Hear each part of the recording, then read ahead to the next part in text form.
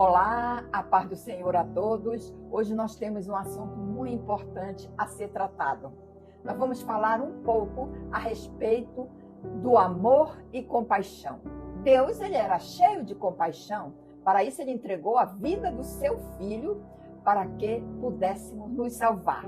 Então, o que entendemos por compaixão das pessoas? Compaixão significa ter sensibilidade, sentir a dor do outro. Você pode se aproximar, escutar e olhar e também colocar-se à disposição daquela pessoa que está precisando de você. Entendo ainda que a compaixão é você ter a capacidade de você compreender o estado emocional de uma outra pessoa ou de si mesmo. Pois onde há compaixão, entendo eu que abunda amor e ajuda o próximo. Então foi por isso que Deus enviou seu Filho amado Jesus para perdoar os nossos pecados. Ele não se alegra com o nosso sofrimento. Deus, ele quer nos salvar, nos consolar, trazendo libertação do sofrimento. Por isso, ele nos enviou Jesus para perdoar os nossos pecados. Nós podemos ainda falar um pouco a respeito dos ensinamentos de Jesus sobre amar o próximo e o que ele nos deixou de exemplo. O ensinamento de amar uns aos outros é um dos mais importantes ensinamentos do ministério do nosso Salvador. Nós podemos encontrar lá no livro de Mateus, versículo 22 e 39, quando diz: amarás o teu próximo como a ti mesmo. Ainda no próprio livro de Mateus, capítulo 5, versículo 44, ele diz ainda: amai os nossos inimigos. É difícil amar o inimigo? Sim, é difícil, mas Deus nos deu essa capacidade. Como seguidores de Cristo, devemos viver pacificamente um com os outros, amar os outros e também conviver com as suas diferenças. Vou citar aqui para você esclarecer 6 exemplos. O primeiro exemplo, o ministério de Jesus antes da sua morte. Lá em João, capítulo 13, versículo 44, Jesus deu a seus discípulos o que chamou e disse: um novo mandamento vos dou, que vos amei uns aos outros, como eu vos amei a vós, que também vós uns aos outros vos ameis. Este mandamento Jesus repetiu 3 vezes antes da sua crucificação.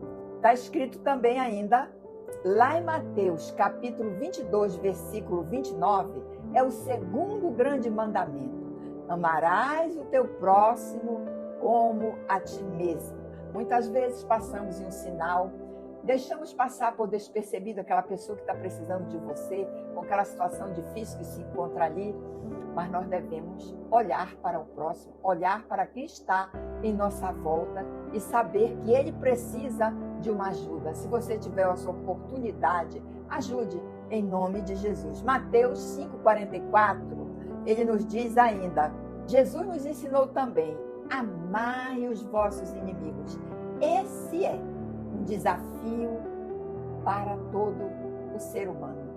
Amar nossos inimigos. Devemos esquecer as nossas desavenças, este mundo conturbado pelo qual nós passamos, mas, assim mesmo, devemos amar o nosso inimigo para que você possa adquirir a redenção.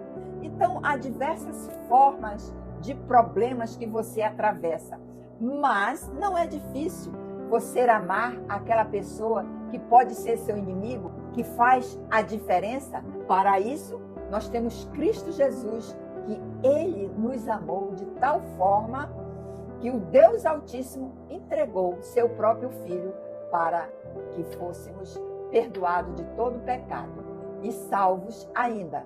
Porque é tão difícil sentir amor cristão um pelos outros. Nós muitas vezes nos envolvemos com problemas difíceis, mas nós devemos compartilhar, né, de todos os nossos problemas e crenças através dos nossos valores morais e éticos. Lá em João 17, versículos 14 e 15, Jesus orou num momento difícil, antes da sua crucificação.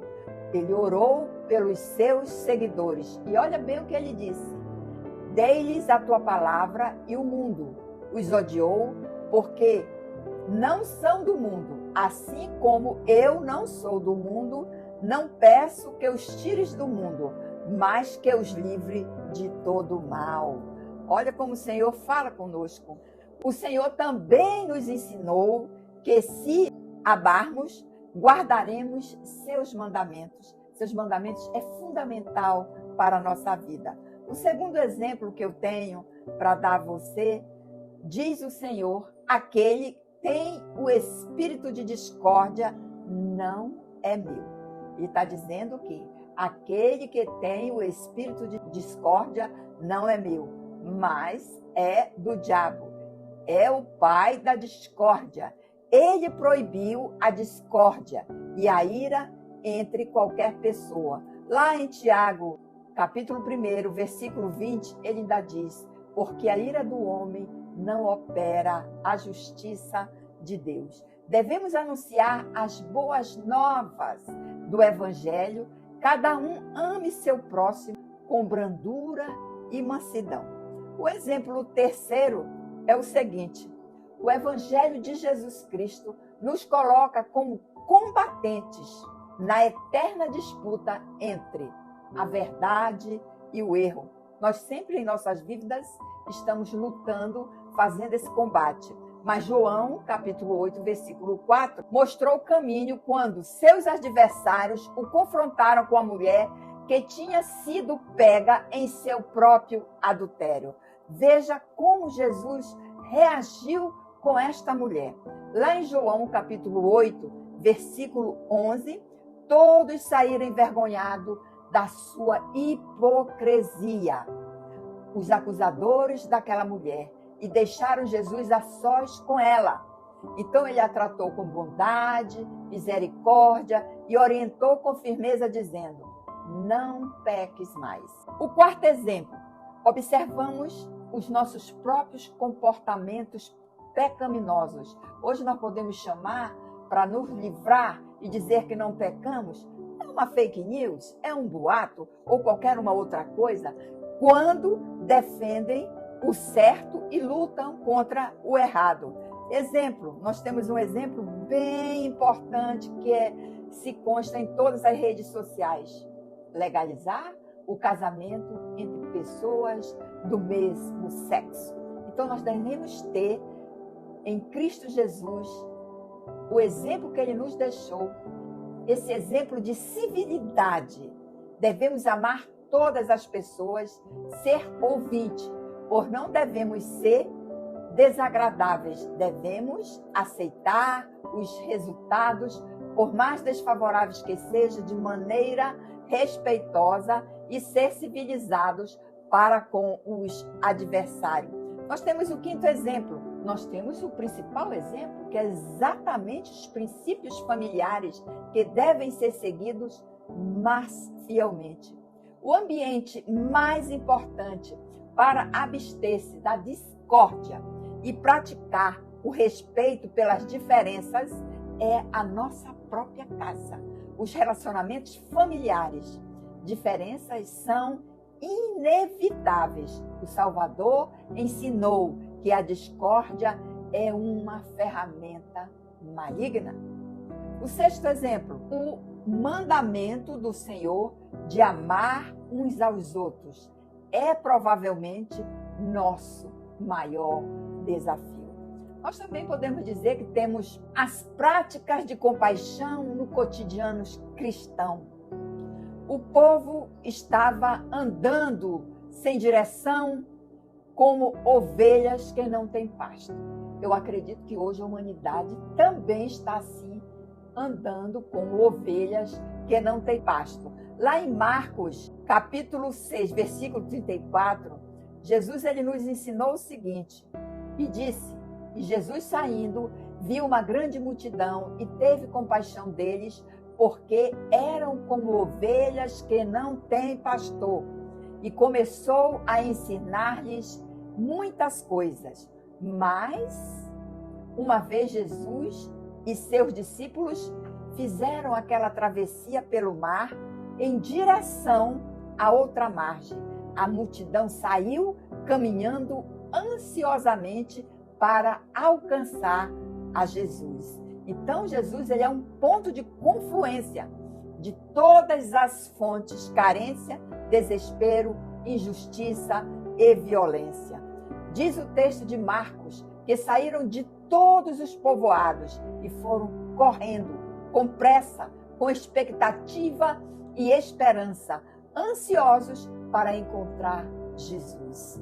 Ao ver a multidão, Jesus se comoveu, porque eles eram ovelhas sem pastor.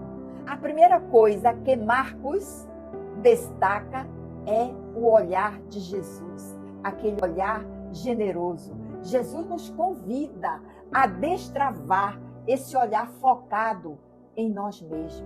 Nós temos que voltar o nosso olhar, deixando nossos interesses e apegos e expandi-los em direção a outras pessoas. A compaixão é provavelmente o maior grau de maturidade do ser humano.